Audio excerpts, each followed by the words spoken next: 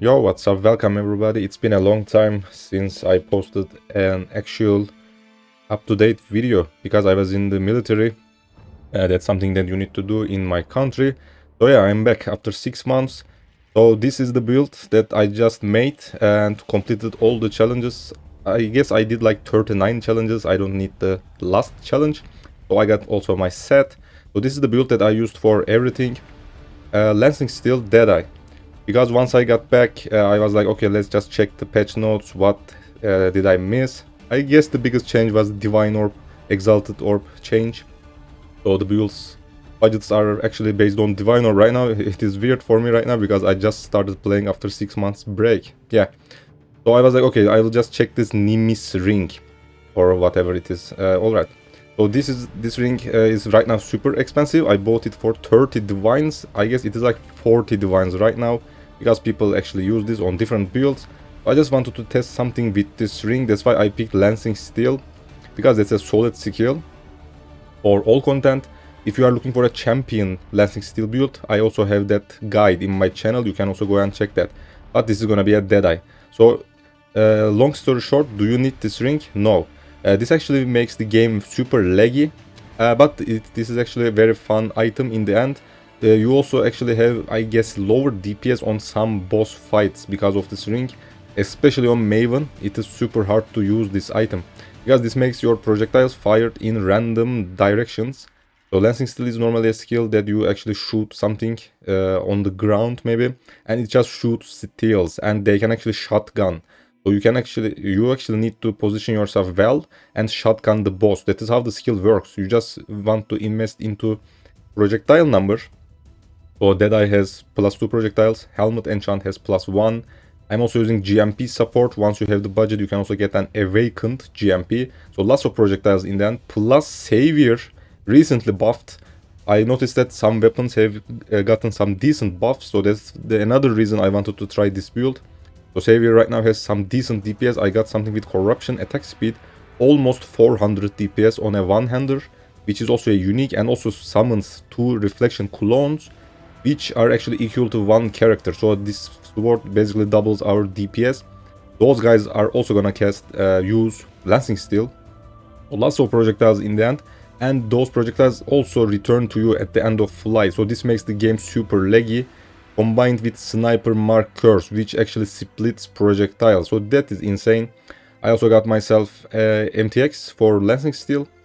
So that is the only MTX Lancing Steel has. Those are the yellow projectiles. So definitely fun combination in the end. Good for mapping in my opinion. I also used a chain support for even more clear speed. But again, on some bosses, Nimis is not that good, because it is hard to position yourself all the time, because you need to be almost at the top of the boss. So actually those random projectiles are also gonna get hit by the the boss, and then they also return to the boss and bam, hit again. So fun item in the end, but you definitely do not need it. There are also gonna be clips without Nimis ring. And also for the health of your PC, do not use Nimis. But if you have the budget, just try it. So let's just continue with the build. So I picked Deadeye because she has +2 projectiles, +1 chain, super nice for clear speed. Without chain pierce, the skill has shit clear speed. So that's why you need to get some chain pierce. I have pierce on my helmet on the prefix, which you can easily craft from the crafting bench. For the helmet itself, I just tried to get some suppress, life, resists, and used Ether Word, Searing Exarch, implicits for some mana cost reduction and attack damage. You can also use maybe different implicits. You don't have to copy paste everything I did. Feel free to work on the build. So the build's biggest concern is clear speed, and we easily solve that with chain from Deadeye. Again, pierce maybe, and even use a chain support while mapping, but you may need to obviously make some gem swapping before a big boss fight, obviously. After that, another biggest concern is mana cost. So you can easily put that on your implicit, on your jewelries, prefixes, -7 mana cost to non-channel skills. And finally a body armor with -15, or if it is elevated, -20 mana cost. So your budget body armor is gonna be a unique armor that you are seeing on screen, which has pierce in it. Super nice, 7 link item. You may also play with a life tap support until you fix mana issues maybe. But your high budget option is gonna be a minus mana cost. Body armor with some curse, attack crit, those kind of usual stuff. These are popular items. There are lots of results on the market. But they are like 15 divine, the good ones, maybe even goes up to 20 divines. But the budget ones are like 10 divines. So at least 10 divine, let's say, for a high budget build option, let's say. So if you don't have that additional curse on your body armor, just get an anoint on your amulet. Whisper of the Doom, I guess, the +1 curse on the talent tree.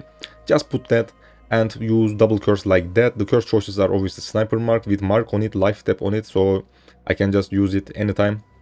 It is available. Life tap obviously frees us from the mana cost, because it actually costs life instead, and also a vulnerability.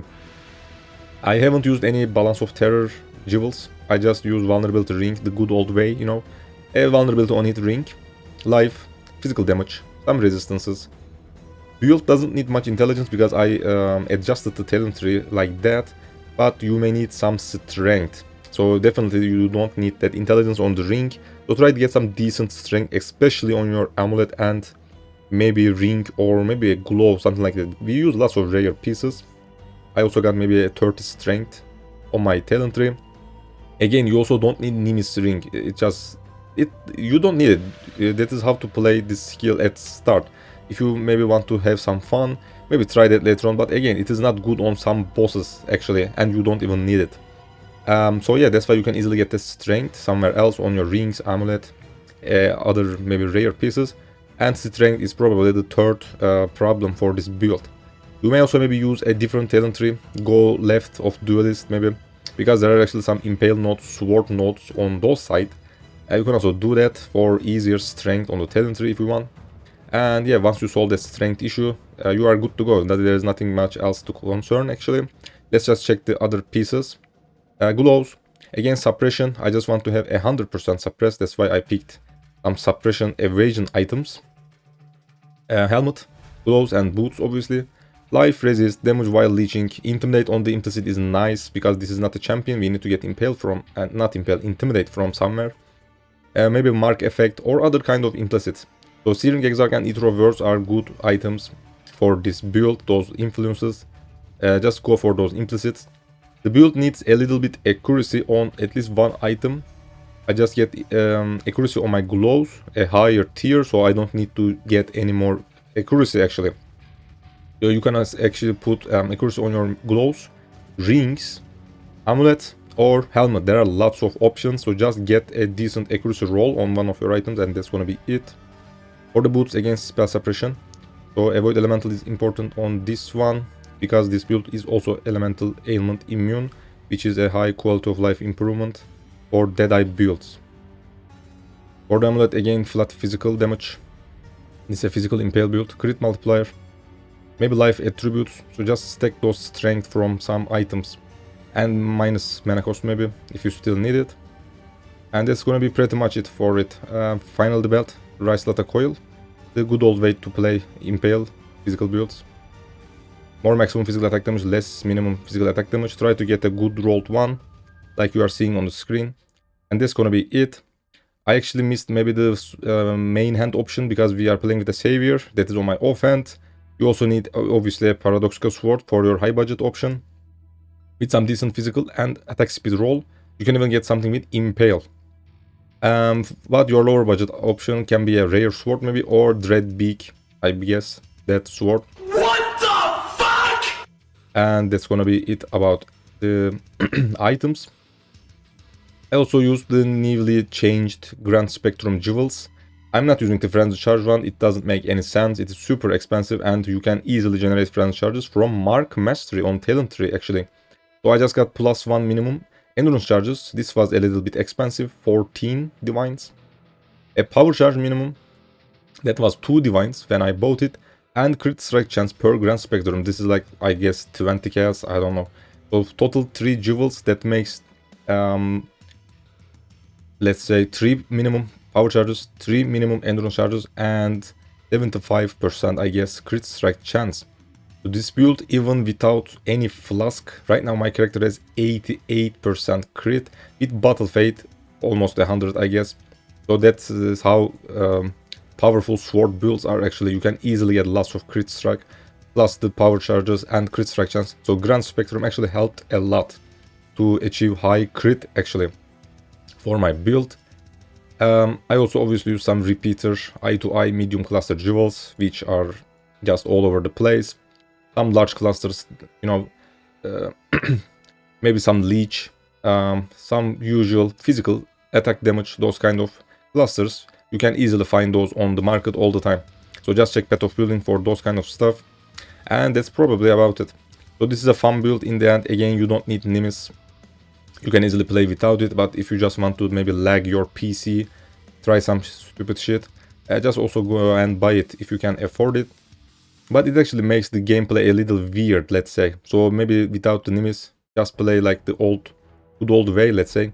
You can even, again, also play a champion. I believe he is a little bit stronger because he is actually tankier, and he is also capable of completing all content easily. But Deadeye is a powerful and popular character. So yeah, this was another take. That's it. Thanks for watching. Don't forget to subscribe. I'm gonna try to upload some videos, obviously, because I am back. But I guess lots of people stopped playing right now, and I just heard that the new league is gonna be on April for some reason. So maybe that is a good time to do some different builds. Meanwhile, yeah, I will see you later. Bye bye.